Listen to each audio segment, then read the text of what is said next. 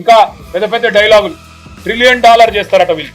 రాబోయే 10 ఏళ్ల కాలంలో దీన్ని 5 రెట్లు అభివృద్ధి చేసి $1,000 బిలియన్ ట్రిలియన్ వ్యవస్థగా రూపాంతరం చెందే దిశగా ట్రిలియన్ అంటే ఎన్ని సున్నాలు ఉన్నాయో కూడా వీళ్ళకి తెలియదు. కానీ $1 ట్రిలియన్ ఎవరో చెప్పినరు, వీళ్ళు చదివినరు తప్ప వీళ్ళకు ఉన్నదాన్నే కాపాడే పరిస్థితి లేదు.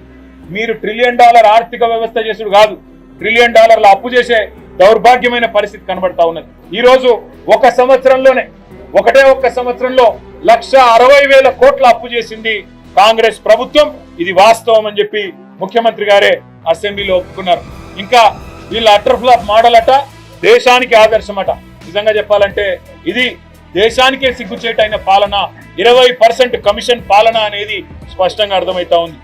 ఈ బడ్జెట్ ఒక మాటలో తేల్చి చెప్పాలంటే ఇది పేద ప్రజల కష్టాలు తీర్చే బడ్జెట్ కాదు. 6 గ్యారంటీలను గోవిందా గోవిందా అనిపించి ఢిల్లీకి మాత్రం మూటలు పంపడానికి పెట్టిన బడ్జెట్ అనేది మాత్రం క్లియర్ గా కనబడతా ఉంది.